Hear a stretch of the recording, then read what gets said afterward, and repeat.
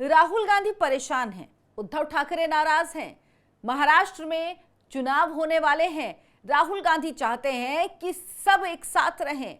हरियाणा में उनकी कोशिश है कि आम आदमी पार्टी के साथ सीटों का तालमेल हो जाए, वहां उनकी अपनी पार्टी के नेता नहीं मान रहे। भूपिंदर सिंह हुड्डा कतई आम आदमी पार्टी के साथ किसी तरह के सीटों के तालमेल के लिए राजी नहीं।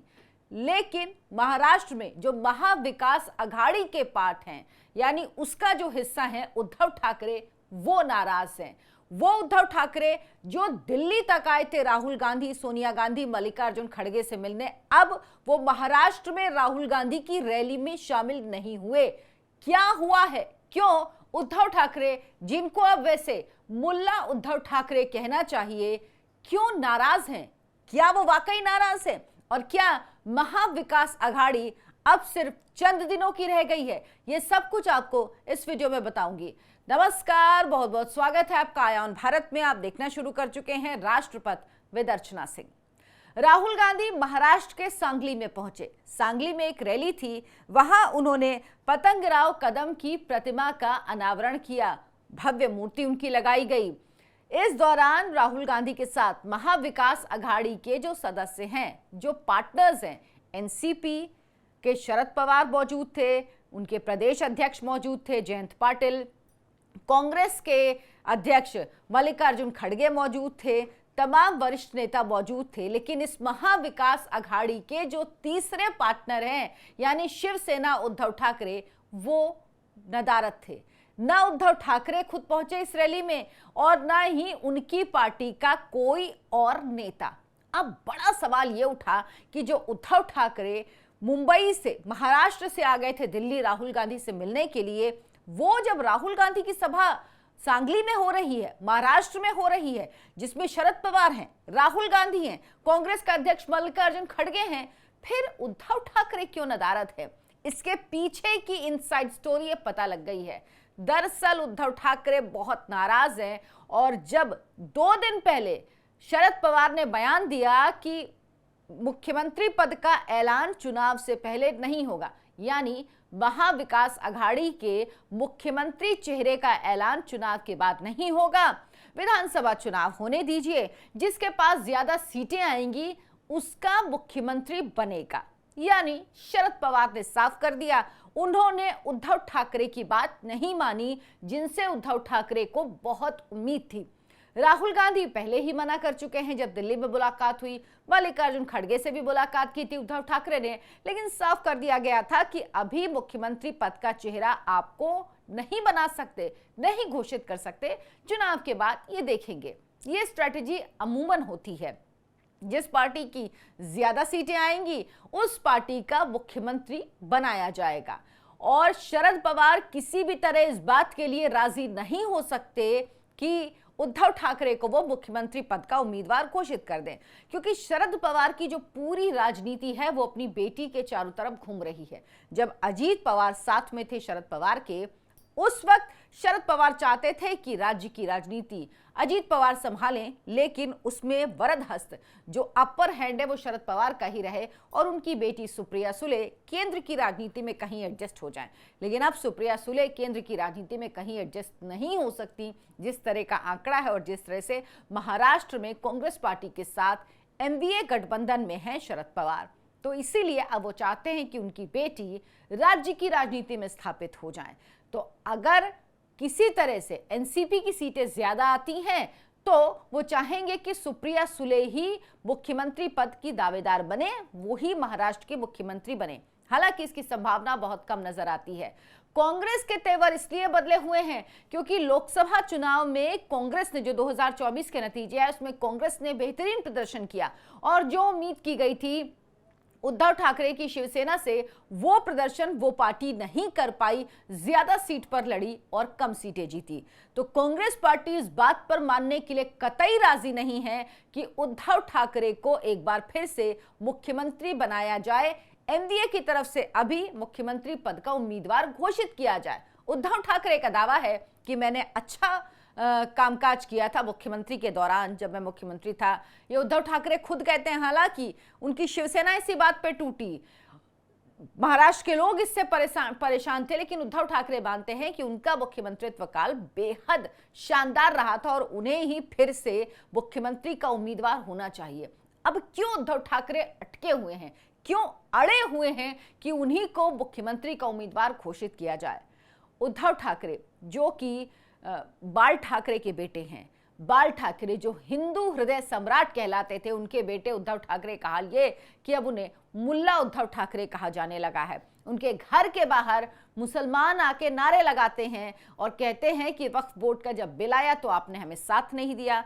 बड़ी वजह यह रही कि लोकसभा चुनाव में जो जीत हासिल की उद्धव ठाकरे के उम्मीदवारों ने, उनमें मुसलमानों का बड़ा वोट था। क्योंकि इस बार के चुनाव में, हालांकि हमेशा ऐसा होता है, लेकिन इस बार ये बहुत ज्यादा हुआ कि मुसलमानों ने 2024 के लोकसभा चुनाव में स्ट्रैटेजिक वोटिंग की, यानी जो उम्मीदवार बीजेपी को हराए सिर्फ उसको वोट दो, ना पार्टी देखो, ना दल देखो, ना अपना धर्म देखो, जो कि मुसलमान प्रायोरिटी में करते थे। सबसे पहले अपना धर्म देखते थे, फिर पार्टी देखते थे और उसके बाद उम्मीदवार देखते थे। लेकिन इस बार ये सब किनारे रख दिया, सिर्फ एक ही ध्येय था, जो बीजेपी को हराए।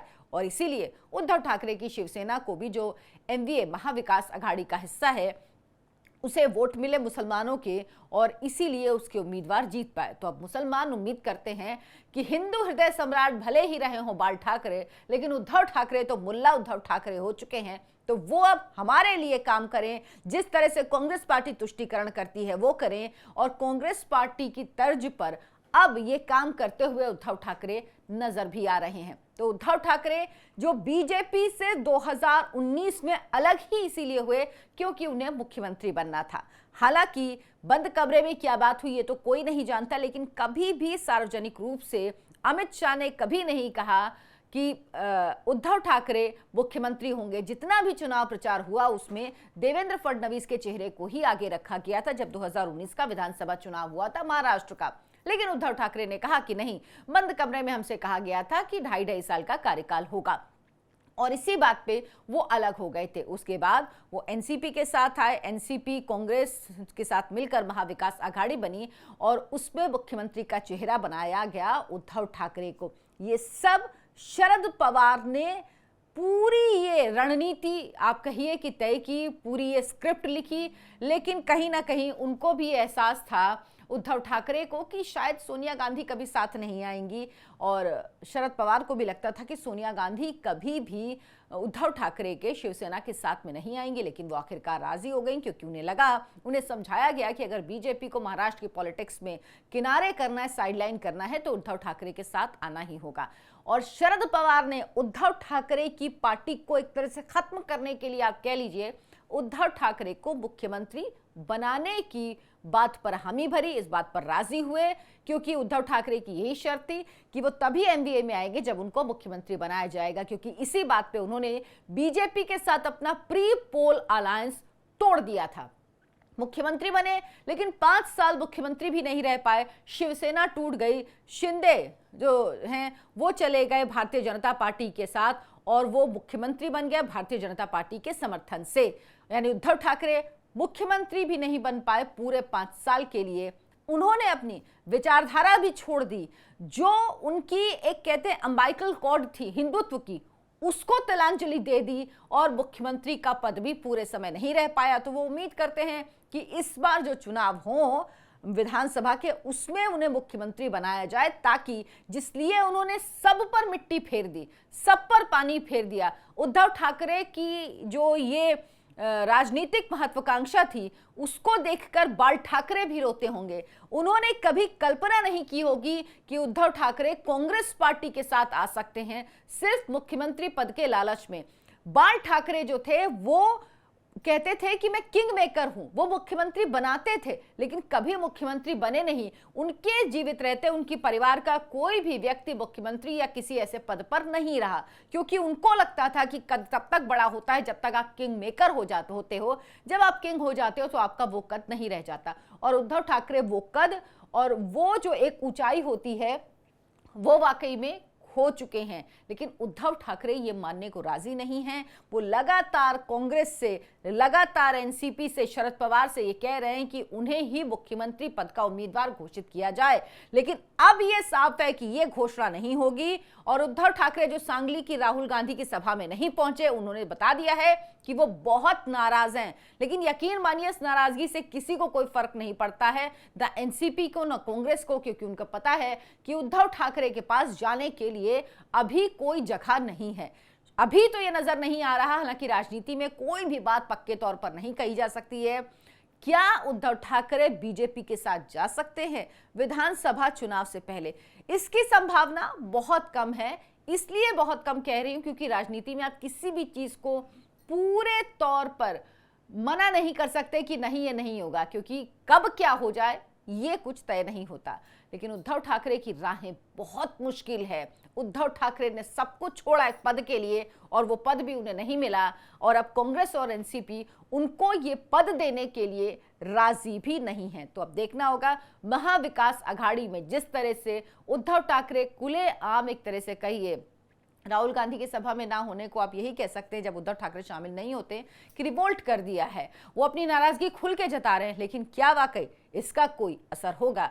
हालांकि अभी तक तो इसके आसार कुछ नजर नहीं आते। वही हाल हुआ उद्धव ठाकरे का। एक कहावत है, मैं बोलना नहीं चाहती क्योंकि वो शायद एक कह लीजिए कि आप एक दायरे से बाहर होगा, इसलिए वो कहावत मुंह में आई, लेकिन मैं बोलना नहीं चाहती उस कहावत को। लेकिन उनकी हालत वही हो गई है, ना घर के रहे हैं ना घाट के। अगर आपको ये वीडियो पसंद आया हो तो लाइक करें, शेयर करें, हमारे चैनल आयोन भारत को सब्सक्राइब जरूर कर लें। धन्यवाद, नमस्कार।